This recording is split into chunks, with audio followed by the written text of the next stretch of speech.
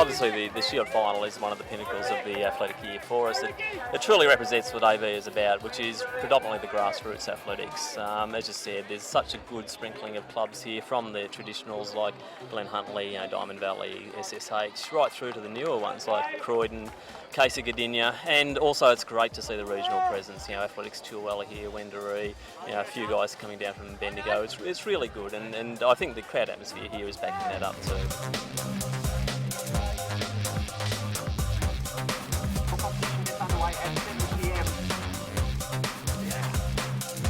And simply we wouldn't have the senior or the elite levels of competition if we did not have this level of competition.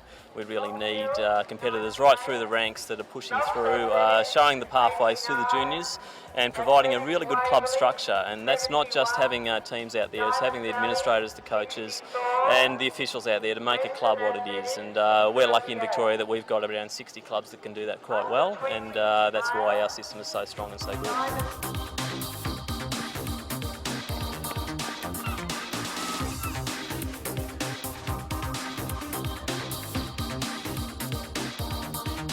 Now, when it comes to starting and measuring and refereeing, there's only one man you need to speak to at Athletics Victoria. It's our Officials Development Officer, Don Blyth. Don joins me here for AthVic TV. Don, the rumour tells me we've appointed 5,500 individual appointments this AV Shield season.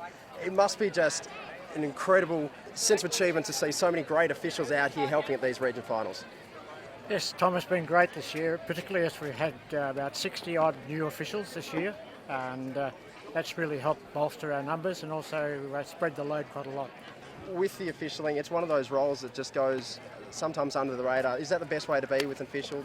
Tom, I think that's the same for most officiating, whether it be an AFL umpire, a cricket umpire, a netball umpire, or a basketball umpire. You're really there to facilitate the competition, not to interfere with it, but to, as I say, to facilitate it.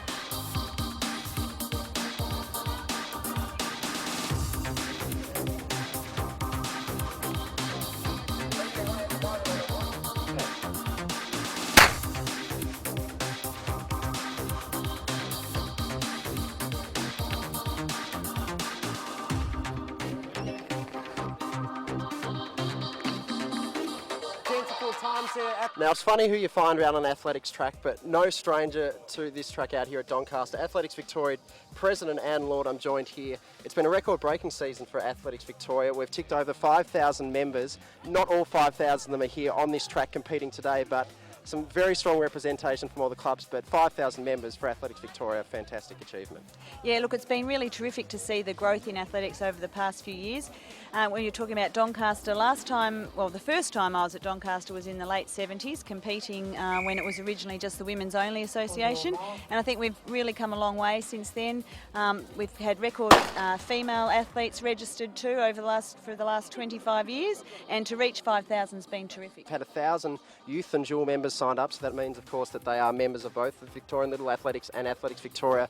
As far as encouraging the transition of athletes through from the juniors into the senior ranks, that's one of our key areas, and it must be very pleasing for you to see that many athletes are continuing on their athletic path post Little Athletics. Look, it's been terrific. You hear a lot of our Olympic athletes, a few of them have come through the Little Athletics ranks, but it's really nice to see that the bulk of the figures now, we can sort of really say that we're doing that transition thing well. We're working well with Little Aths. The state government funding for the Moving Athletics Forward program has really helped in that area, and really a lot of thanks to the Athletics Victoria staff, because they've done a terrific job with our development programs and really linking in and working hard with Little Aths to get this transition happening, and it's really good to reap the rewards. I mean, even looking out today for our finals, it's just great seeing athletes of all levels competing for their club 4 points in the premier event for Athletics Victoria.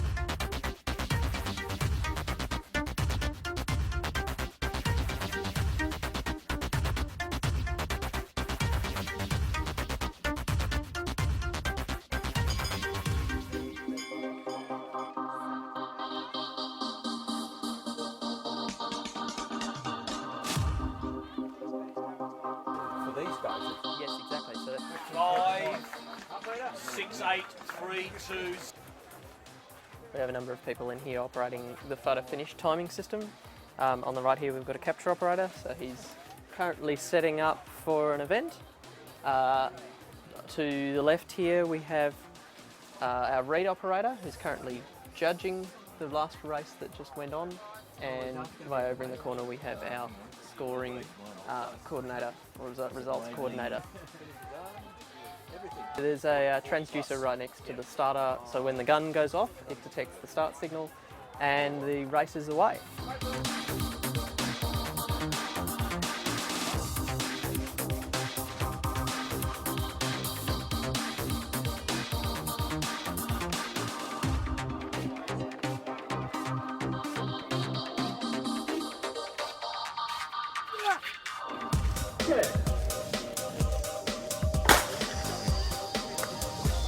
After a full day of individual competition in the track and field, it came down to the 4x400 metres to decide the division titles. Now the challenge, Glenn Huntley working on the inside there to make the difference. Knox is gritting his teeth and going hard. Glenn Huntley's chasing, but Knox is going to take the win here, the 4x400 metre relay.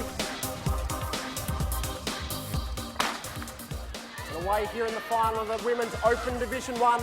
Moving into second now, so it's Essendon, Glenn Huntley, Melbourne University. They're the top three on the track. Alia Green takes the baton there for Glenn Huntley. Coming into the final, baton changeover. Amanda Crook ready to take the baton there, so Mollica will hand over to Crook with a comfortable margin.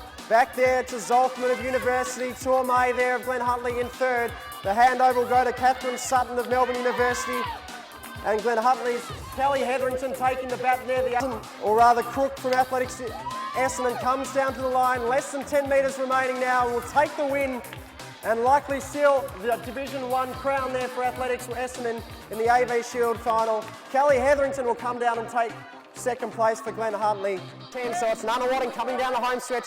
Old Scots trying gallantly, but it looks like Nunawading, he's gritted his teeth, he's gutsed it out, he's going to take the win here for his club. Pushing away strongly here, he's going to come down the line to take the win for Glenn Huntley. This could prove very vital in the points score. Could notch them up in the second position behind Collingwood. Melbourne University will take the second place. And coming down the line will be Collingwood will take out the win, the men's 40 plus 4x400 metre relay. Diamond Valley will cross second. There's 50 metres to go and less. Closing in on the line there. Not going to be challenged for the win. Coming down comfortable as you like, will take the victory. Diamond Valley will hold on to second. With 50 metres remaining, Cross holding on the pole vaulter. He set a state record earlier this week. That's going to be Cross down to the line. Will take the win for Box Hill ahead of Diamond Valley. Knox, Eureka have held on to fifth. Western Athletics will take the win there down to the line. Collingwood well clear in second, and it's Diamond Valley that are going to come home for the win over Wendouree. Diamond Valley will take the win at the line. It's less than 20 metres remaining now. Kate Ryan's going to come down and take the win for Eureka. This could possibly wrap up the Women's Open Division 2 title for them. So inside of 50 metres remaining now. The Nunawading athlete's going to come down to the line. Lock in the win there in the 4x400 metres. And all but confirm their title in the under 20 division.